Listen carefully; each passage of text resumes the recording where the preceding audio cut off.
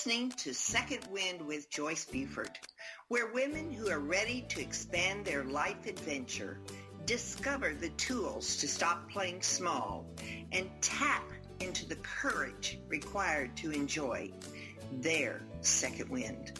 Welcome.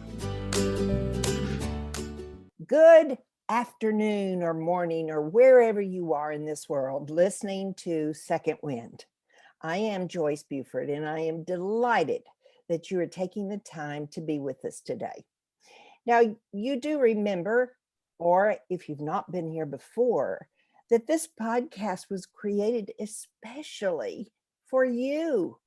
I wanted something when I went through a major transition in my life, and this is what I created. So I love that you're here today. Whatever that transition is, I hope you'll find some peace and some comfort. I know my guest will do that for you, as I'll tell you about. But one of the things that I do on Joyce Buford Empowers, on that site, that's a site of quotes. And there was one that was entered that I really wanted to share with you. I just thought it was so powerful. So it's called "Show Me Someone Who Has Done Something Worthwhile, and I'll show you someone who has overcome adversity." Lou Holtz. Isn't that awesome? Doesn't that say we grow? We grow out of adversity and hardship. I love it. And I think you should put it on your wall so we read it every day. So let me share with you my guest today, because she's absolutely fascinating. I'm going to read her entire bio so I don't leave any of the excitement out. But her name is Michaela Renee Johnson, and she is a best-selling author, licensed psychotherapist, and host of the top iTunes podcast, Be You, Find Happy, which encourages people to speak their truth with grace and live a courageous life of authenticity. Her initiative, Be You, Find Happy, holds workshops and conversations on finding happiness in spite of the life setbacks, and has landed her speaking opportunities across the nation. Now, she is an avid adventurer and aviator, having traveled to over 20 countries. She's always has a book and a journal within arm's reach, and has a soft spot for inspiring quotes. So I gave you one. Wasn't it good?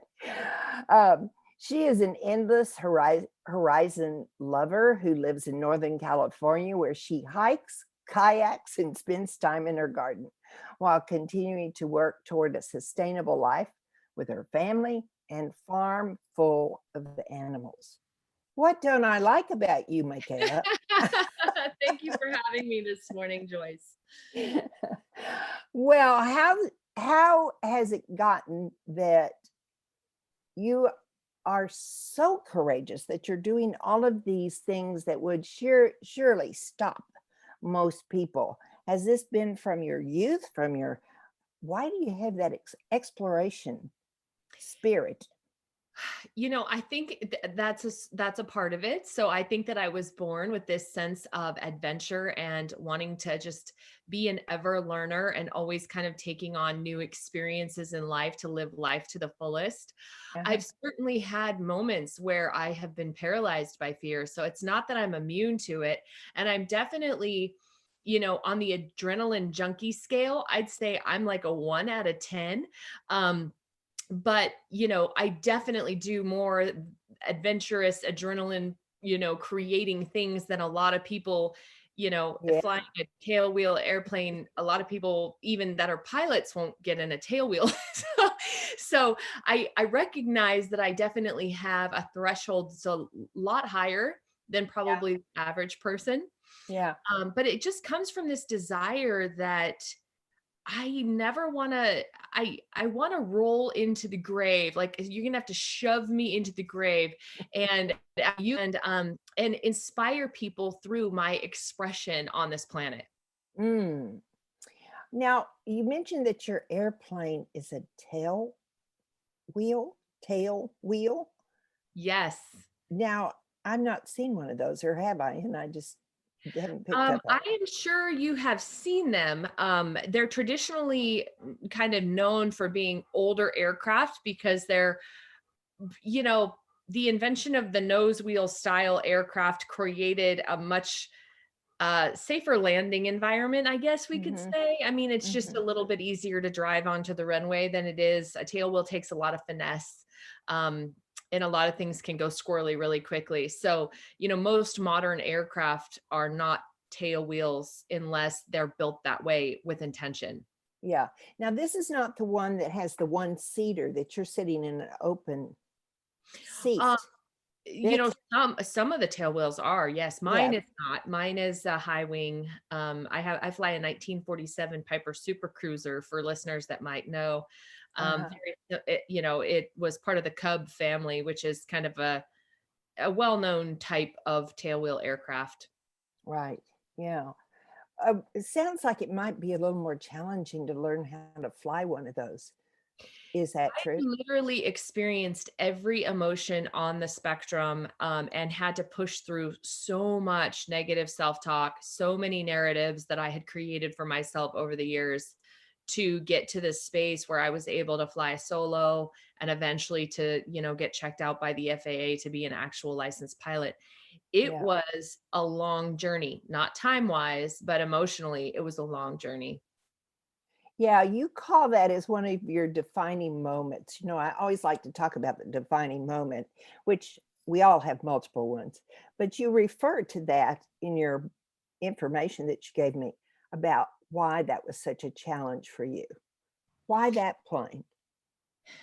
Why did I choose to fly in the Uh-huh. aircraft I chose? Uh-huh. Uh-huh. Well, it's funny when I decided, so I've been flying in small aircraft since I was 16. My very first flight was a fundraiser type thing where I got to go up for free. I grew up in a small rural community, which I think I mentioned in some of the stuff that was shared. And it was the first time in my life that I realized how big the world really is and how much we really can't see from the ground. Mm. And it really changed my outlook on life. And from that moment, I had this immense love of aviation in general. And that first flight was in a Christian Eagle, which is, as you described, kind of more of that, like, I mean, there's two people, but a more open cockpit style. It's actually a glass cockpit. It's not open, but Oh, and they sit one behind the other one? Is tandem, that the yeah. yeah.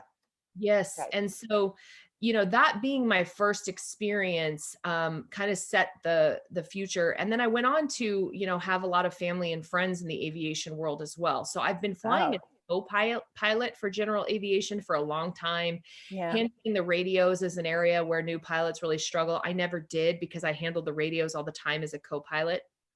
Mhm. But I actually did my first exploratory flight in a typical exploring type or trainer type plane, which is a Cessna 172. And it just didn't do anything for me. I just didn't feel that soul desire. And I think it's because my very first flight, I was upside down doing hammerheads and barrel rolls in a Oh Christian my gosh. so I had that as my first taste. And so one day I was at the airport and I saw this little cub come in flying low and slow. And this had this kind of graceful yet swirling. I bought my own airplane and had it brought out across the country from Tennessee. And so at that point, I didn't really have an option to look back. Yeah, I kind for of threw sure. myself to the wolves, so to speak. And, you know, at that point, there were many times though during the process where I thought I should hang this up.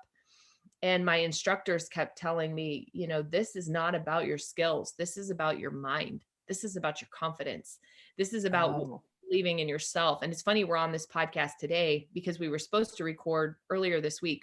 Mhm. And as life would have it, yesterday I did something incredibly challenging for a new pilot, which is I ferried someone across the state, dropped them off, and then they flew home formation with me. So it was 650 nautical mile day. Mm. Very, very long day. But what happened was pretty much everything that I feared happened, which is that Oh. I had strong headwinds and things on the way back. So I was getting low on fuel. The person I was with kind of talked me out of topping off, which I should not have listened to that. Oh. So I was low on fuel. I was coming back and There were incredibly strong winds, way outside of my comfort zone, way outside of my crosswind component for pilots that are listening.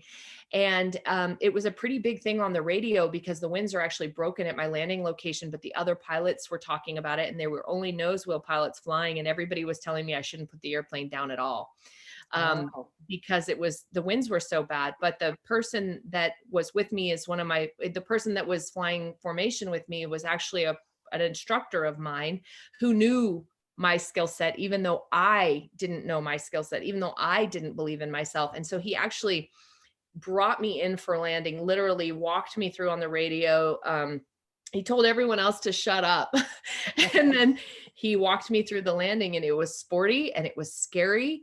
But he flew side by side, and just that voice telling you what to do as if they're sitting in the back was huge for me. So I got the airplane down, and then, had the adrenaline from all of that for hours into last night. I don't think I fell asleep until midnight. Oh gosh. And then, I woke up with this profound sense of, it's interesting how my instructors had more faith in me. And one of the guys even commented on the radio, and the whole landing was filmed because it was such a big topic on the radio that this tailwheel was in, this new pilot tailwheel, in these winds. And to know that they had more confidence in me than I did, and to hear somebody come on the radio and says, well, your instructor obviously knows you, good job, but to go into that space where it's a fine line between fear and growth, right? Like that is such a tricky spot where we can freeze and not grow, or we can push and grow. And I think that oftentimes what sets people apart in the world is those who are willing to push past the freeze into the growth. I can't imagine. Now you said sporty, and that meant to me that plane was hopping and jumping all over the place. Correct? Yeah, there were moving around, pretty dips, big dips. So my airplane is a fabric airplane, so it's like a kite. You can imagine a kite in the wind. That's the airplane. I mean, I'm seasick already. Yeah, I've got the bag in my hand. Yeah. It was definitely. It took a lot, especially after flying as long as I'd been flying, right? I have muscle fatigue, I have brain fatigue, I have all the fatigue. I don't have much option at this point. I can't really, I could try another airport, but if I can't get it and I can't get back, there's that. I could circle above the runway and see if the winds die down. The one thing, low on gas. I had no gas. I had I had an hour's worth of fuel, which seems like a lot, but it's not. Yeah. It's not when the winds are, blowing 24 down the runway and then a crosswind to 7 knots. That's a lot. Coming from both directions, west and anyway, it's a lot. So if we do talk about where fear turns into the learning, where would you put that? We have to go through fear to really get the learning. And the trouble with fear is that it encompasses so much, right? It's not, it's sifting through what's rational and irrational. It's weighing out your skill set versus your mindset. So in this, we can use this example, my instructors, cause I was texting with another instructor when I was coming in, cause I could see the winds around at local airports. And, my instructors knew my skill set was there. It was my mindset that was not. And I had convinced myself that this was something that was above my capacity, even though they knew as instructors, 30,000 hour bush pilots, that I had the skills. So fear is about that. And it's also about this sense of what if I fail, right? Or what if something goes wrong? Or what if I don't succeed? However you want to phrase it. So fear is this multifaceted, it's a multifaceted term to describe, or it's a singular term to describe multifaceted emotions and thought processes. And we lump it all into fear, but fear is a lot more than just a single word. Yeah. Yeah. I'm afraid. Well, what does that mean? Describe that to me. Well, I'm afraid I'm going to fail. I'm afraid I don't have the skills or that I'm not good enough. I'm afraid that, I'm going to get hurt. I'm afraid that whatever. There's all of these things surrounding that fear that is lumped into a single word, but has so much depth to it. Right. Now, yesterday was a success for you in that you completed it, and now you have that growth that you got from knowing I can complete something like that. So Certainly don't want to go next put time, myself back in that situation anytime soon. But yes, I now know that in a pinch, I can. yes, and next time you wouldn't need the partner next to you telling you what to do because you would have learned it. Right? Yeah. Yeah. What was helpful is a lot of times, and this is fear, right? We go into that autonomous instant space of fight, flight, or freeze. Yeah. Which is so guttural and so limbic and reptilian. And what happened why the pilot flying by was helpful was because when I got the wing into the wind and was holding the wing down, but when the wind picked back up the airplane, I froze. And to have him on the radio saying, stick back, stick back, stick back, and it's funny because these instructors, they talk you through life and it's in there, but it can be easy to forget what we've learned and what we know in those moments where we freeze out of fear. Yeah. Yeah. Well, I'm just really glad that you're here and you made such a successful day yesterday. Yeah, me too. I mean, really, honestly. How do most people react when they go through something so major and like a setback?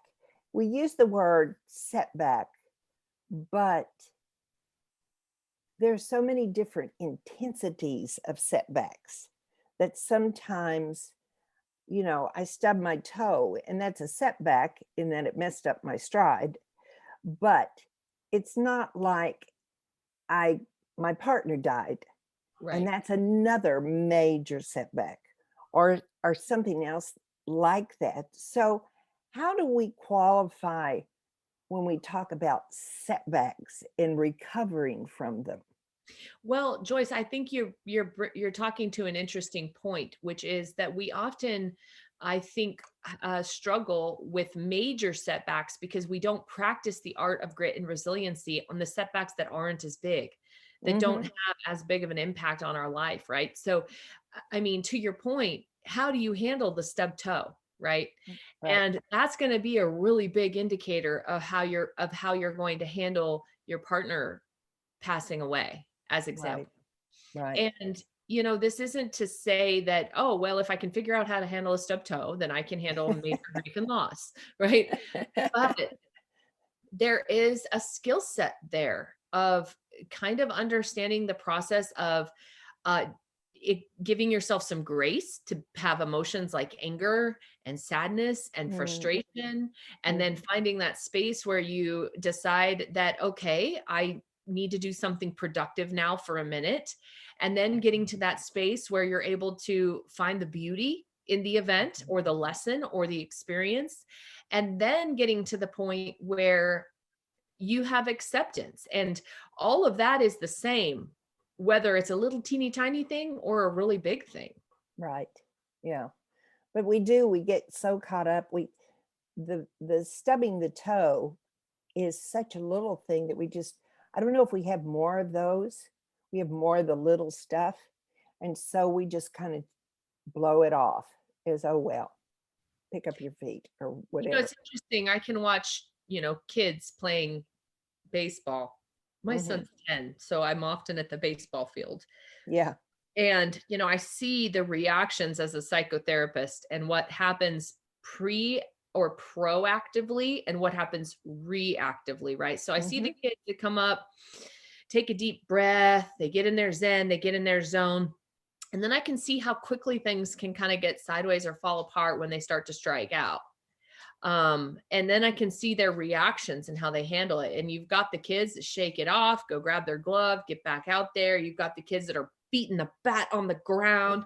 You've got all of these different types of responses to these little setbacks. Mhm. And it's really telling to witness as, someone who really thrives in the world of psychology. And it's always impressive to me to see how people can move through these different experiences they have and watch the growth too, Mhm. over time. So I think that the biggest thing that we can do for ourselves is be mindful of our Mm. reaction to things, be mindful of giving ourselves grace and, on one side of the spectrum, not trying to shove ourselves through it too fast and shake it off and say you're fine. And on the other side of the spectrum, not dwelling in it so long that we become a Mhm. victim of our own story. Right. Yeah. How much of that is for a child is influenced by their environment? I believe that this is a whole, I mean, gosh, we could have an entire topic on this, but I believe Yeah. that a lot of this comes from modeling from parents or caregivers, Yeah. teachers, whatever.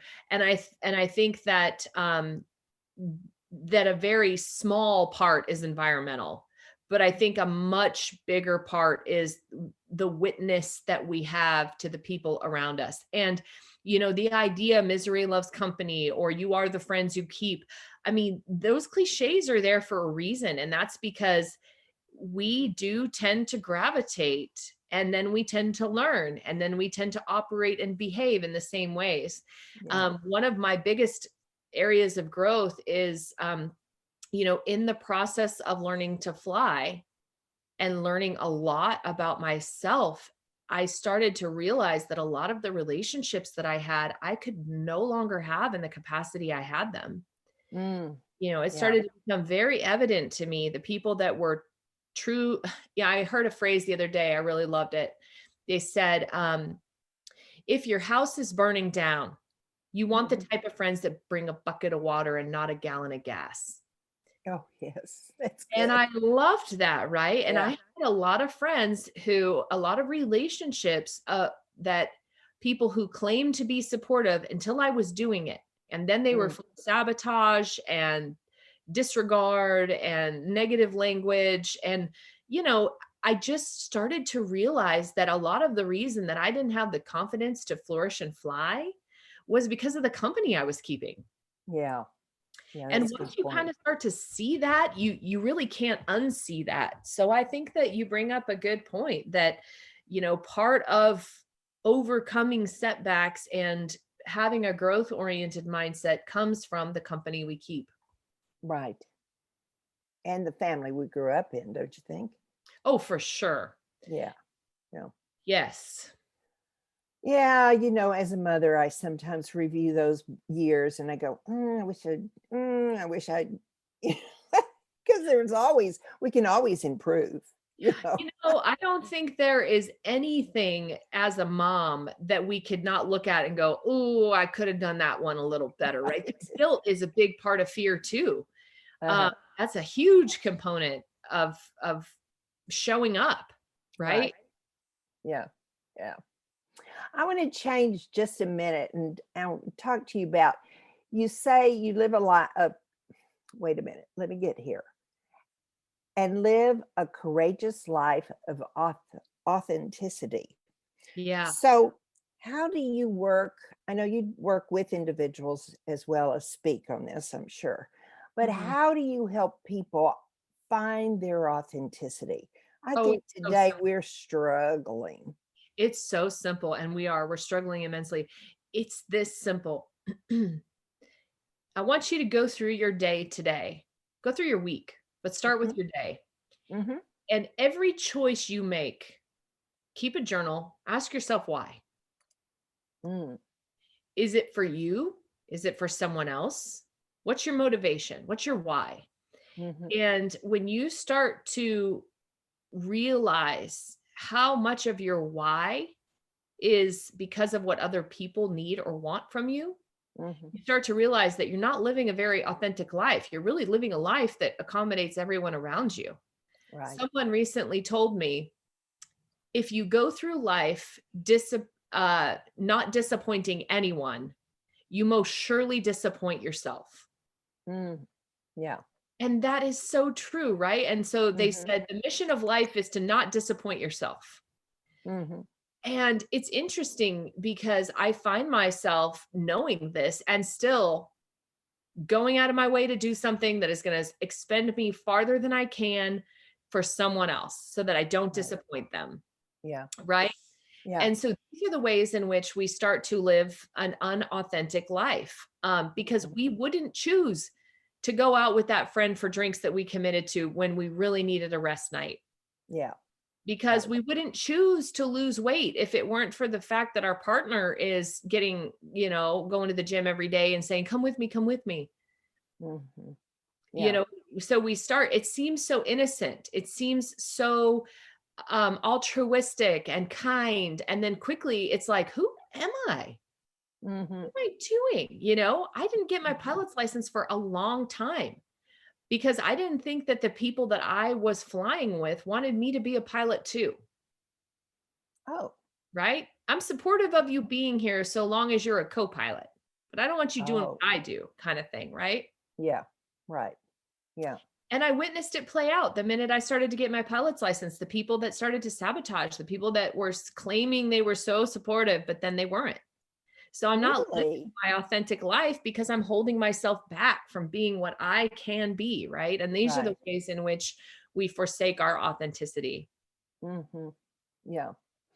Around the first of the year, this is what helped me balance me better. I lost two important people in my life. Now, there's nothing like grief to jerk you up and say, okay, this is not working. What do you want? What do you not want? And it's just such a good self, what am I looking for a word here? Good way of taking the veil off, seeing what is good, what is not good about your life, seeing what happened in the loss of those two people that affected your life. And it actually did so much good for me. I mean, I started going down that list going, nope, I'm not doing that anymore. Yes, I love time interviewing, doing the podcast. So I'm doing that. I'm keeping that. No, I don't want to do this anymore. And it's like cleaning the house, Right. You're like erasing. Yeah. And how many of those things were you doing because you didn't want to disappoint someone else? Yeah. Right. Or out of fear of what would happen if you stopped doing them, right? Yeah. How do you fill that space if you stop doing it? I love that you're describing this kind of unpacking, right? Like I've been carrying around this suitcase for a while, and now I'm starting to kind of take out the clothes and go, you know what? I don't even like these shorts anymore, and I don't think I need this toothbrush is old. Let's get a new one. I love that. Yeah. Yeah. Well, I did that as well with some of the people I was hanging with, thinking, I don't think I'm going to do this anymore. So then it's just accepting yourself as you are, new. And that is so hard to do. It is so hard to get to a space of, you know what? I'm me. I like me. I like me for me. And I enjoy being with me. That's a really hard space to get to. It is. Yeah, because you might be just one person sitting there for a while. That's been my experience. But now the friendships that I've created on the other side of that loss have been so profound. Yeah. I mean, so with intention and choice. And it's so much more beautiful than trying to live up to other people's expectations. Yeah, really, really it is.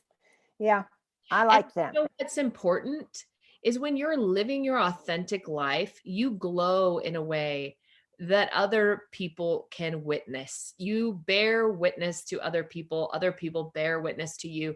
And it becomes this inspiring, energetic output that other people can really gravitate toward.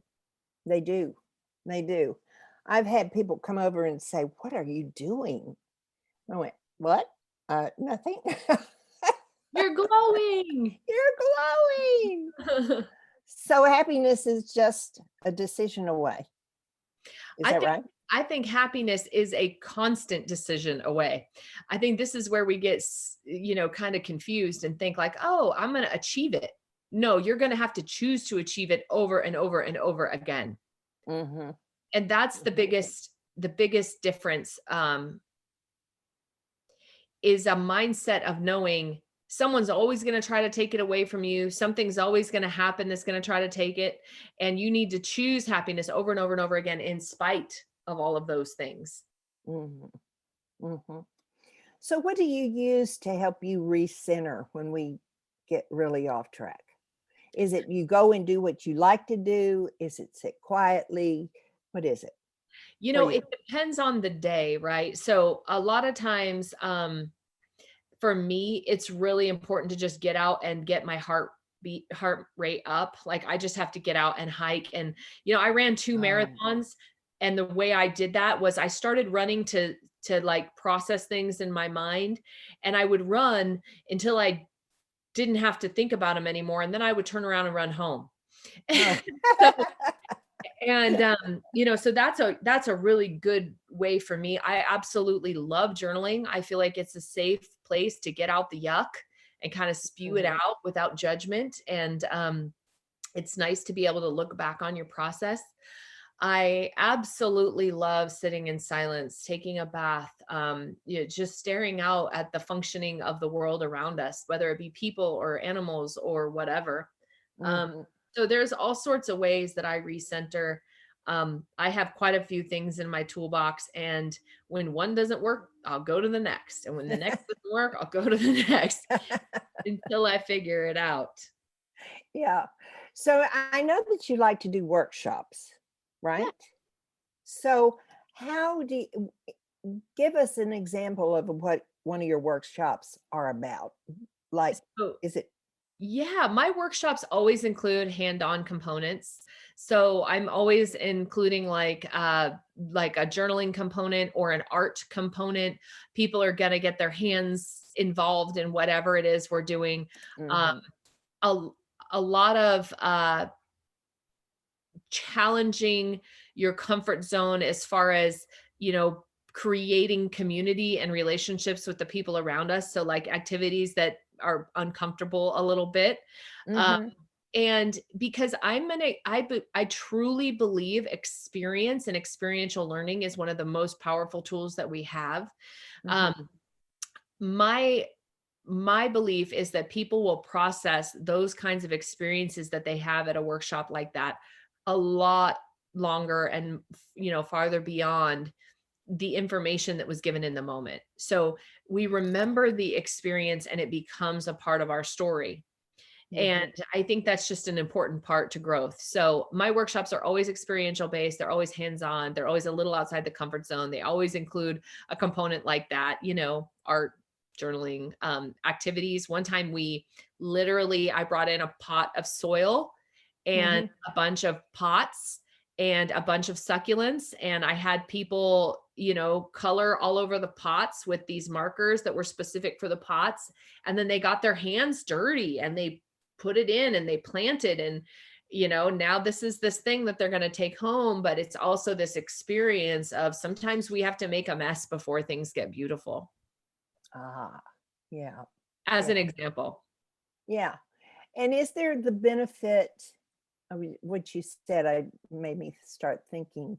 Is there a benefit in coming to a workshop like that? Not so much on the activities, but just getting stronger about interacting with new people and working with them and accepting, we all have some fear about, will they like me? Won't they like me? And so they have to really, in those situations, they have to really kind of expose themselves and I be think vulnerable. a twofold thing. So it's really important for the facilitator, which in this case is me, to create a safe environment, right? And to be constantly monitoring the emotional safety of the people in the room, because some Right. people will start to share or they'll have emotions come up. And, So it's really an important job of the facilitator of a workshop. And when you have a lot of energy in a room, a lot of people with a lot of different stories, it can be taxing. But I think that's number one. From the participant perspective, I would say, if you don't feel safe in a workshop, be mindful of the fact that you don't have to share or you don't have to participate. And I think that's an important part. And I always encourage everybody at my workshops that, be here now, be where you are, and don't feel that you have to do anything that creates an unsafe environment for you. And I give them permission right off the bat to participate or not. Because sometimes just even sitting and being a part of the energy can be an experience, right? We don't have to be involved in the entire thing. Right. And I distinctly recall a workshop where a woman said, her child had died in a car accident a few years prior, and she was in the moment having a lot of things coming up. And I said, it's okay. Sit and witness, and it's okay. You don't have to do the activities. You can just, be a part of everyone else's experience of this, and therefore creating your own, right? Right. So I think that there can be tremendous growth in community and support. And it's also really important that you be kind to yourself in that environment, and that you do have a good facilitator. I've been to workshops where it was not, as a participant, and have felt that yuckiness when you leave. And so I'm super mindful about that. Yeah, right.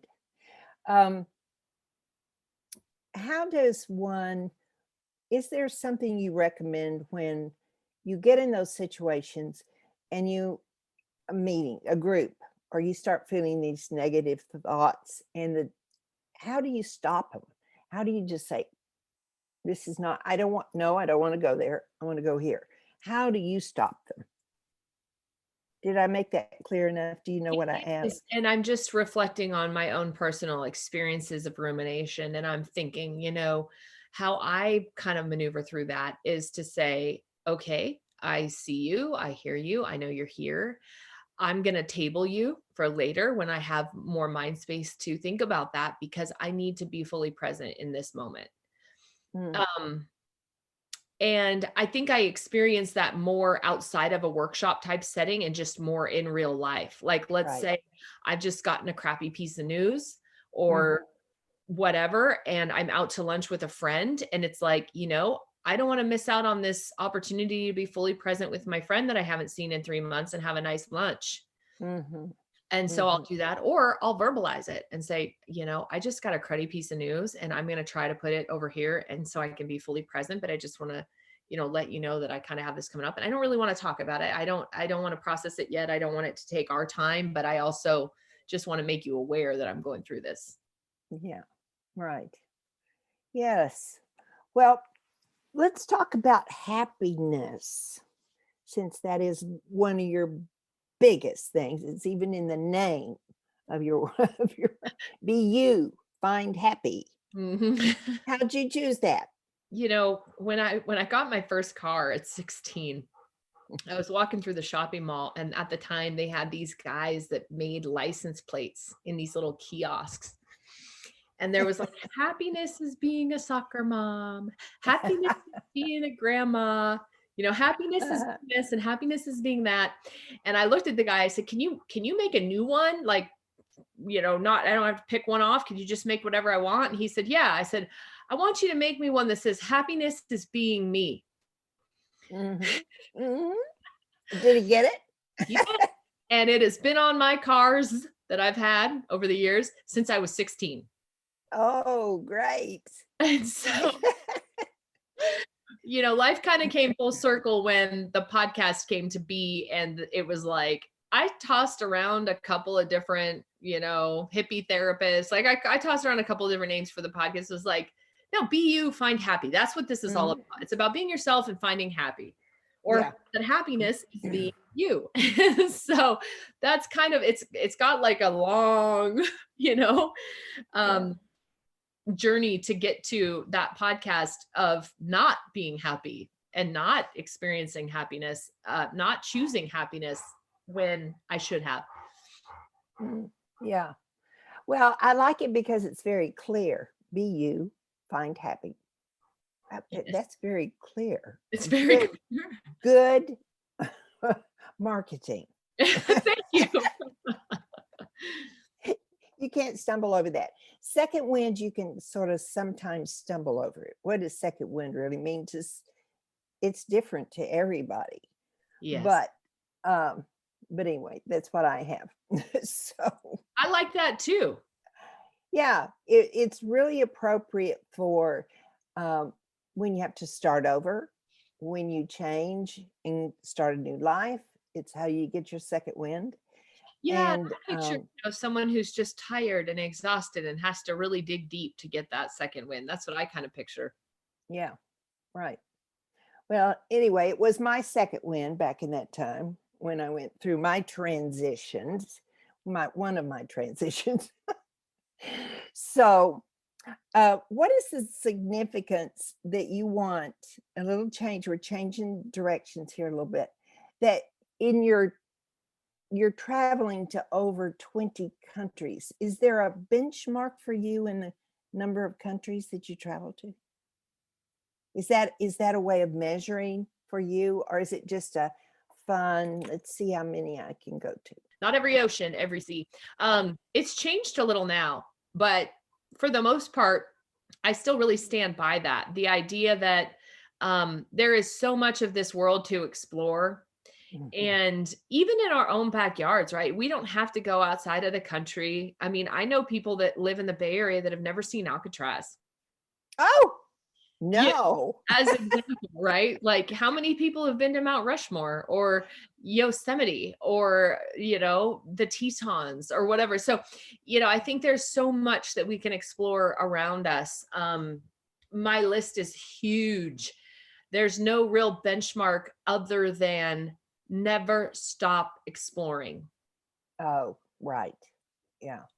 We have so many beautiful things here in the States that, when I grew up, it was all car travel. And so my parents loved to get in that car and drive. Yep. And so we got to see a lot of the states. We were fortunate in that way. But I don't think it's done that much now at a younger age. We're so busy, and I think it's No, later in that's life. been a big thing.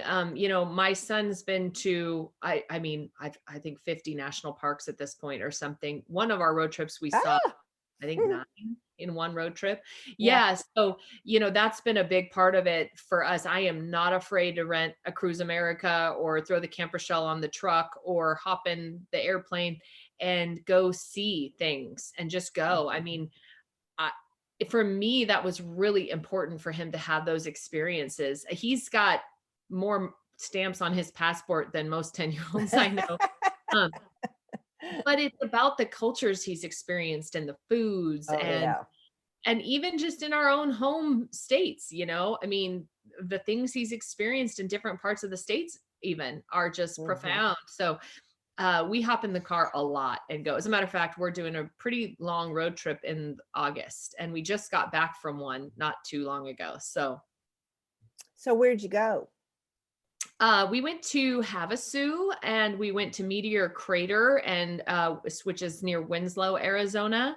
Mhm. We went over to the Grand Canyon. We went up to That's pretty. Boulder City and saw the Hoover Dam, and so that was a recent one that we did. But he's been so many places. I mean, so many places over the Canadian Rockies and out to Panama and over to Venezuela. And so Oh, yeah, good. he's had a heck of a life. Yeah.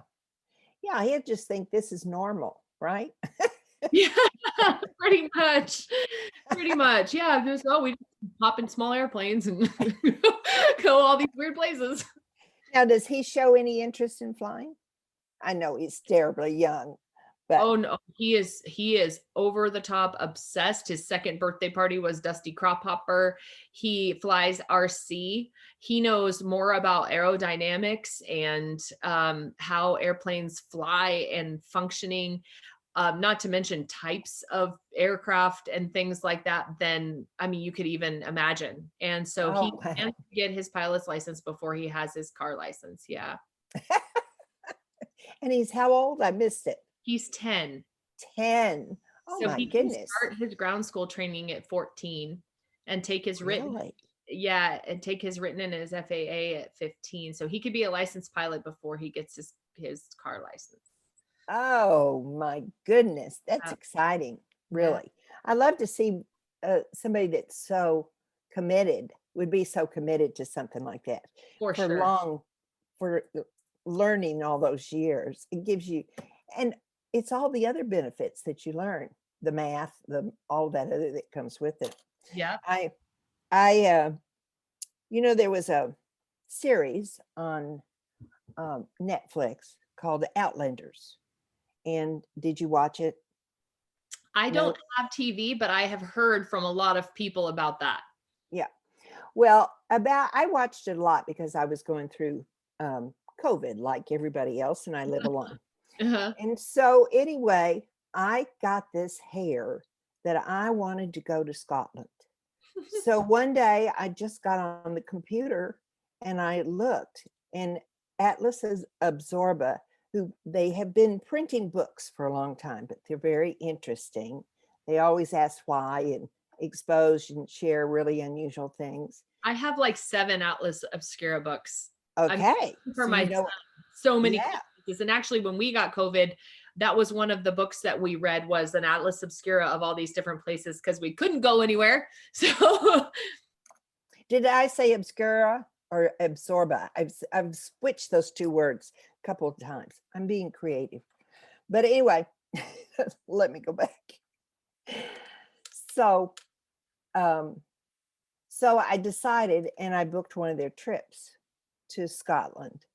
And all I want to say about that is that in taking and planning that trip, in having that flash in my brain, what really surprised me, yes, I did go on the trip, and I just got back. So it was a 2-week trip, but I'm sharing this only to explain that when I looked back on all the things I had to do to prepare for the trip, I would never have done had I not had that dream or goal or whatever you want to call it, that wild hair that said, I want to go see Scotland. yep. And it was just allowing yourself to have those dreams, even though sitting in COVID, nobody's going anywhere. That was, why did I think of that? Pushing through that. I mean, I think what you're describing, and this taps into growth, is that, part of being able to move forward is to be able to think forward and create dreams and goals to migrate to keep you out of the muck that you're currently in. And I love that. I mean, I think that when people are the most successful, it's because they've picked something to help them get through something else to put their energy in toward, as long as it's positive. Yeah. Well, that was that, and the story could go on, but it was fascinating to me how much that thought grew and what it forced me to do, because there was a mountain we had to climb, and I was not physically prepared for that. So now I'm in the gym. Right. And I'm going to stay in the gym. Right. So, that's all good growth. That's all I'm trying to say. I love that. I love that growth.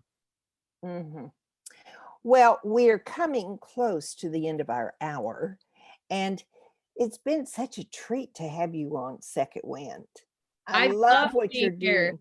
I love everything about what you're doing. So I want you to keep doing it, Michaela, and keep on flying. You could fly to Texas.